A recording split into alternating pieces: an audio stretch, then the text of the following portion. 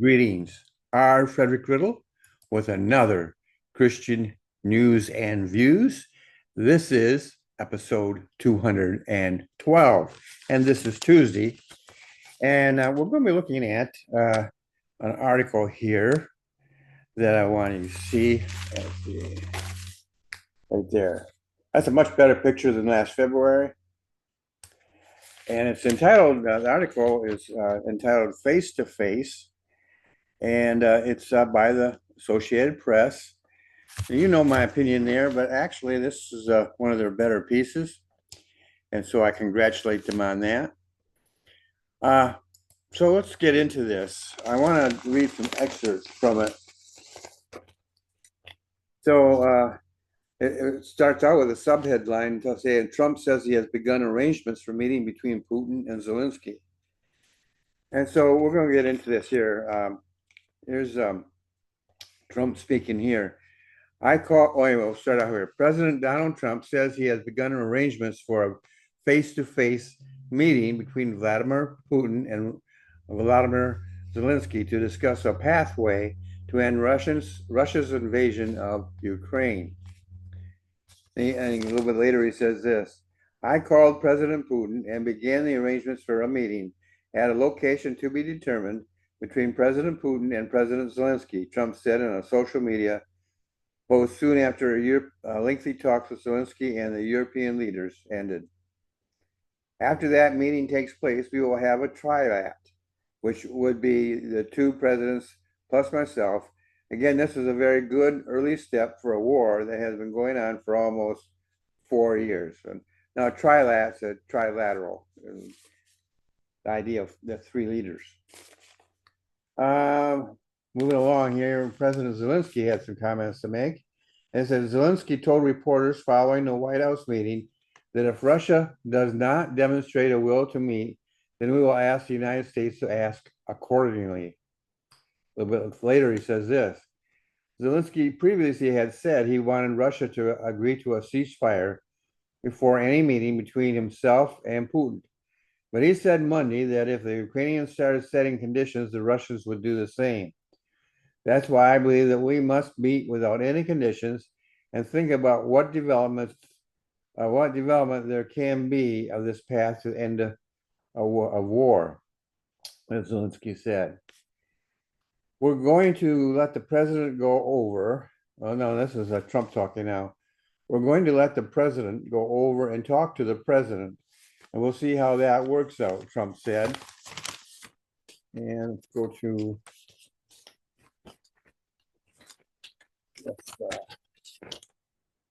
that was a shift from comments Trump made soon after meeting Putin last week. So that's a good shift there. It says Trump also announced on Monday that he would back European security guarantees for Ukraine as he met with Zelensky and the leaders of France, Britain, Germany, Italy, and Finland, as well as the president of the European Commission and the head of NATO. Trump stopped short of committing U.S. troops to a collective effort. Moving right along here, we'll finish this particular section here. He said instead that there would be a NATO-like security presence and that all those details would be hashed out with EU or European Union leaders. They want to give protection and they feel very strongly about it, and we'll help them out with that, Trump said. Zelensky said deep U.S. involvement in the emerging security guarantees is crucial. It is important that the United States make a clear signal, namely that they will be among the countries that will help to coordinate and also will participate in security guarantees for Ukraine, Zelensky said.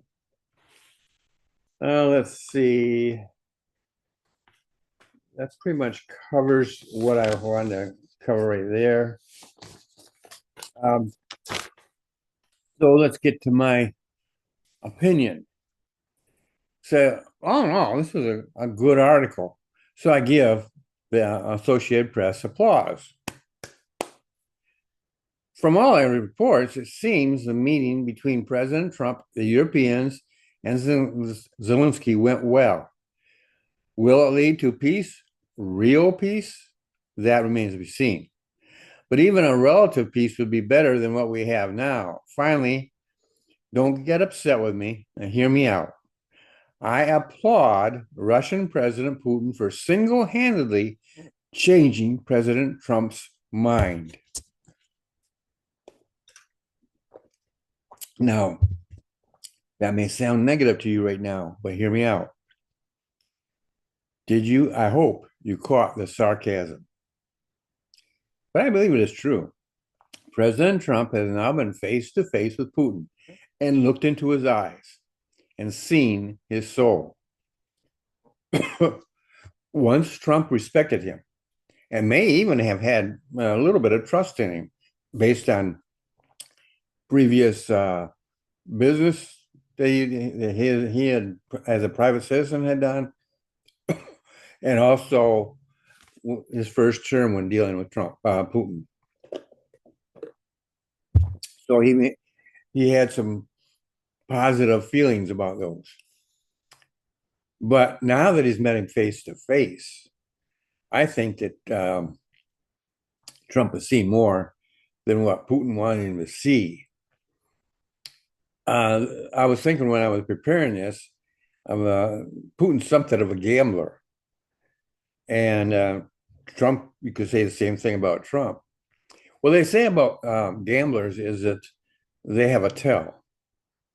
And I'm wondering, just wondering, there's nothing out there to suggest it as far as an out and out statement, but I'm wondering if Trump has figured out what Putin's tell is. Just a thought. So I don't think he trusts him as like he did before.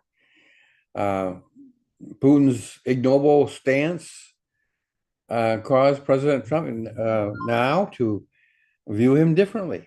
I think President Trump's respect and trust has been lost and been replaced by disappointment and distrust. And that is the wrong place to be when you're dealing with President Trump. And so we'll see how that all works out. That's just my take on it. I think that President Trump, now that he's met him face to face on this issue and seen how illogical, unreliable, untrustworthy Putin is, he's had a record of it now.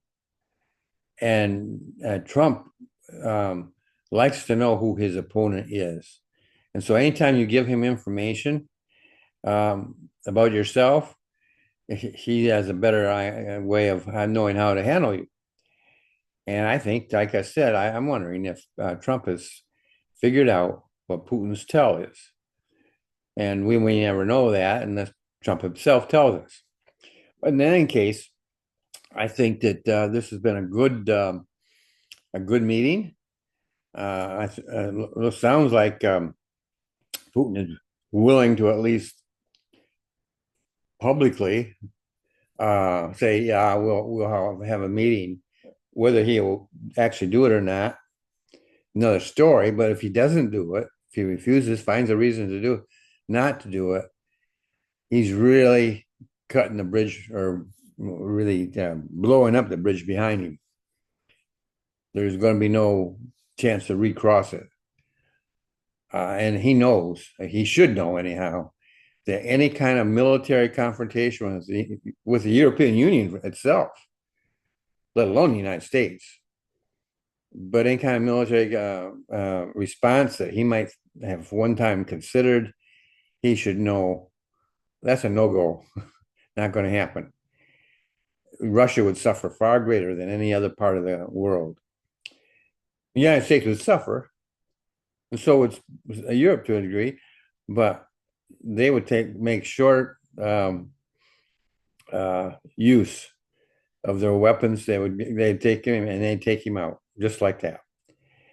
So I think this has been good in that sense. It's also been good in the sense that Zelensky has been very cooperative, and he took his advisor's advice and dressed appropriately for the meeting.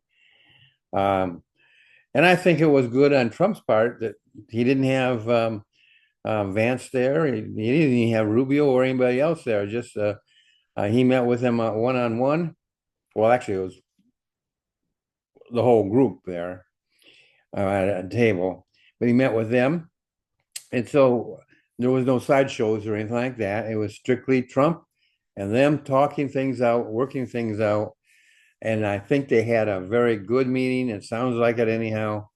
And that would have cleared a lot of air. And we'll just see how this all progresses. But I think you can get a positive feeling about this whole thing, no matter what Putin does. It's good news for Ukraine. It's good news for Zelensky.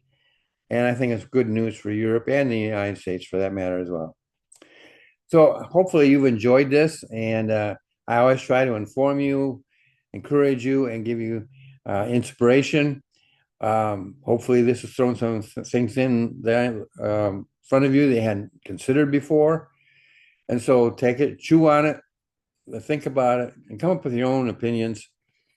And if you disagree with me, feel free to comment. If you do agree with me, still feel free to comment on it. Be civil, no matter what your position is. And with that said, I hope you have a great day, and I'll see you in the next episode.